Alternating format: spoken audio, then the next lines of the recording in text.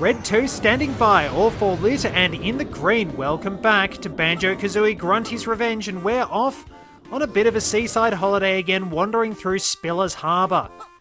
We have a little bit of work to do for grabbing some jiggies and other items with the mouse. We can slip into here and grab a couple of notes, a Jinjo and an empty honeycomb. We can also actually go back and talk to our literal giant turd and hand over and basically just get the jiggy from... Kazooie says what we're all thinking. Careful, Banjo, we don't know where that jiggy's been. So, that's all we have to do with the mouse up in Spillerston. We can do pretty much anything. We can get that Jinjo as pretty much any transformation. Don't know if you could really do much with the candle here because, well, you're risking walking into water. I mean, the mouse also dies automatically if it goes into water. But we should be alright, all things considered.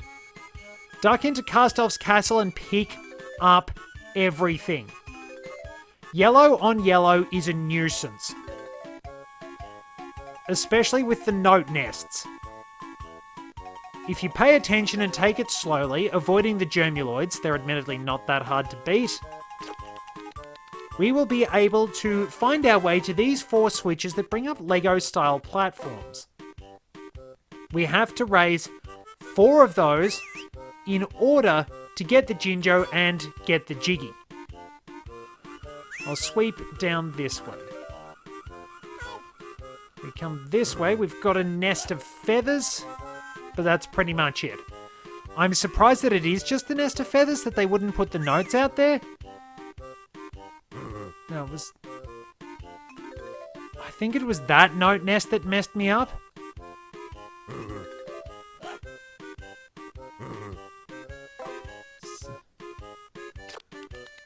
Two down.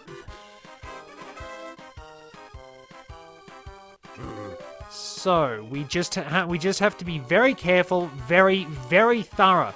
I do at least like the design of this area. It's quite beautiful. It looks a bit more than your average sandcastle.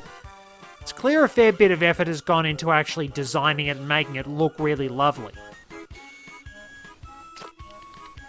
At least so I think anyway. There's still a bit of rubbish along the way, but it's sort of a creative use for it. I suppose at the same time it is meant to be sort of all the junk and rubbish that washes up on the beach, which is particularly sad when you think about it, because there are lots and lots of beautiful environments which are damaged by the fact there's a lot of rubbish just being washed up on the beach, and so many animals are left vulnerable because of it.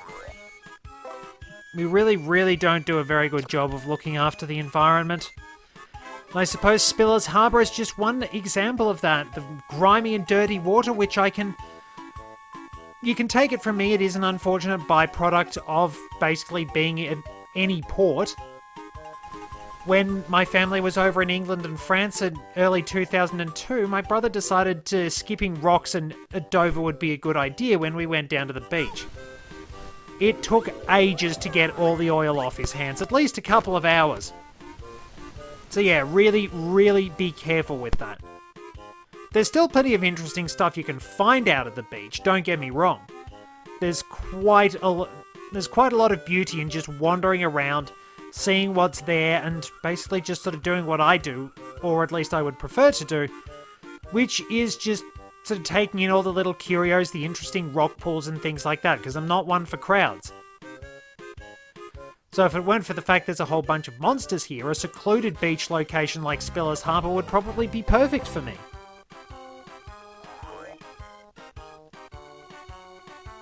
Oop, get past that one. Yeah, not much of a beach traveller. Unfortunately, haven't had much opportunity to go overseas. And that's and that's not including everything that has gone on in recent times, but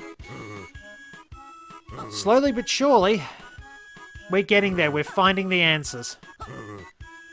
Strange old world, really. Anyway, I do sort of like that little bit of British charm to it. There are all those different locations, but there are often nice little shout-outs to locations around Britain across the Banjo series. For example, in Rusty Bucket Bay in Banjo-Kazooie, and maybe when the Rusty Bucket reappears in Banjo Land in Nuts and Bolts, it's basically displayed that the Rusty Bucket is registered to Twickeris, England. Certain ships are put into a registry at various locations. For example, I think the Titanic's registry was based on where it was actually from, or at least where its ship, where the White Star Line was established. I think it was set up at Liverpool. And the Rusty Bucket is mentioned as being registered to Twickeris in England, which was where Rare's headquarters were. 4 coins, 1 more to go. So, don't just jump straight up. Don't just jump straight up there because you have the Grill Chomper to deal with. We do, however, have all our Jinjos. The Jinjos are united. Your reward awaits, like usual. So there we go. All our Jinjos and pretty much everything done down in the harbour area. There's just a bit of a marathon to undergo up here. So we will have to run around and hit some switches. If we go over this way... Well, first off, we can actually go through here and go into the Seaman's Lodge with an image of Grunty on a flickering TV. Jump up here and get our Wonder Wing going. Take out some boomboxes, near some boomboxes. And it's a free Jiggy. Wonder Wing, I believe, is the only way you can defeat the boomboxes this time around. I still have 1 more coin to find, but we can worry about that at a later date. Shouldn't be too hard. Now, if we jump up here... Oh dear. Oh no, I think I know where they all are. We can hit that switch and that gives us the Wonder Wing. Get our skates on, avoid all the enemies. Now, can we use Wonder Wing even when we're in Talon Trot? Yes, we can. We have to charge our way through the bees. There's that one note I was worried about. Do I hear the jingle of 5 coins? Now we're in business. So, hit this. And that will change the pad which became Wonder Wing to the Shock Spring Jump. Make our way past the enemies again. And get up here. This is kind of a fiddly one. It's easy enough in theory to get, but the respawning enemies are what makes this a little annoying.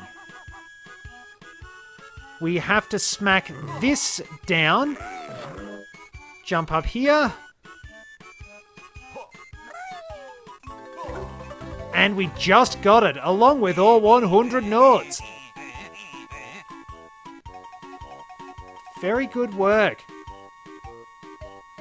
There's this Jiggy. I think Gruntilda's getting desperate. The Mecha Grunty suit needs more spare parts than the freezing furnace can make. So, we've very nearly blitzed through Spiller's Harbour, not too shabby. Last Jiggy is up here with our conman Rat. 5 lovely coins! I guess you can go on the slide. I'm the fastest on this water slide. In fact, I'm so fast that I bet you can race me to the bottom. What will you give us if we beat you? One of them jiggies that you're looking for. You're on, Rat Boy. Prepare to lose. This is going to be so easy that I'll give you some free advice. Avoid the tar, it slows you down. If you see a red and yellow arrow, try to slide over it. That should be enough to make this a little more fun. Just enter the door to your left. Of course, this being Mr. Ripovsky, he cheats. We have to go down the slide. He gets a parachute. Basically, hit the boosters. And avoid the tar because it really does slow you down a lot.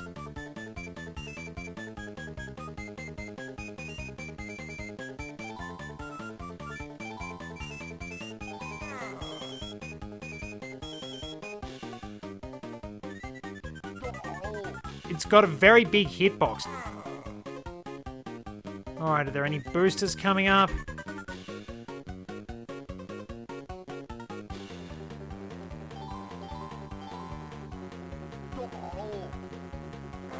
Last obstacle. I lost on the last dang obstacle. I don't hit that, I win. That's a bit rotten. This one is slightly annoying because, I mean, it's not a standard race. He is pretty much cheating. But, oh yeah, his minigames get even more annoying in the last level. The Freezing Furnace is our last level, and that has some really, really bothersome challenges.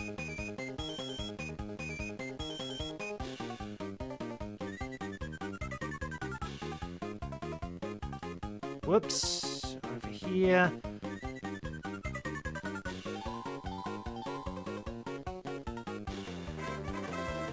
And we thrashed him. We're dumped out in the Bilge Haven. And there we go. This time, no screw-ups. I didn't have to spend 15 odd minutes trying to look for the last handful of notes. Let's check our totals. 6 of the jiggies in Spiral Mountain. Cliff Farm is obviously done. Breagle Beach is done. Bad Magic Bayou is almost done. Spillers Harbour is done. So, just a few more things to do. There is a jiggy I kind of missed a little earlier on. I'll have to go back and get that, but as you can see, we can get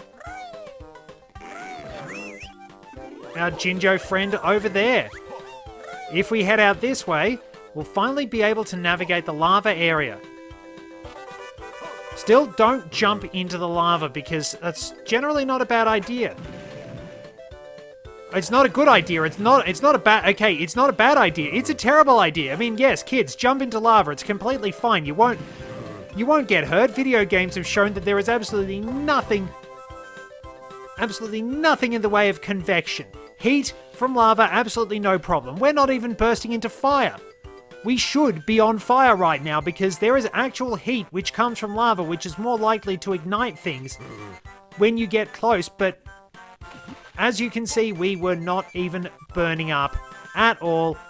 Lava doesn't mean anything in video games unless you actually touch it. That was unusual. But if we go up here...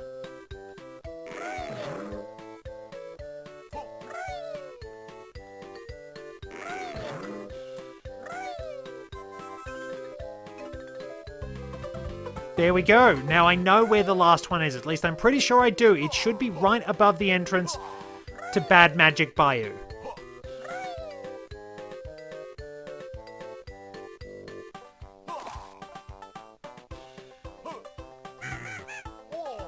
Yep, somehow managed to forget this one.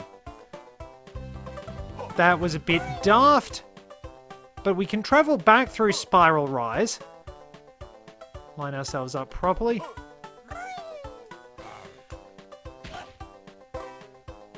And just near here, we will be able to get the last Jinjo and the last note. Also worth noting, we don't have to go up near the fire, unless we absolutely want to. In order to get past these flames, shoot them with an ice egg.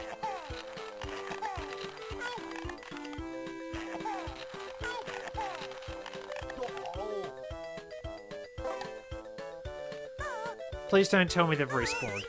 They haven't respawned, that's fortunate. Right. That little toll hole up there will actually wind up getting us to the final boss fight. But we don't need to worry about that just yet. There we are. Spiral Mountain is clear.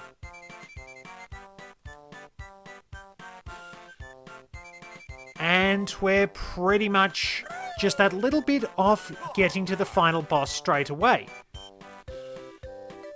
There we are. Here's the Jinjo Oracle.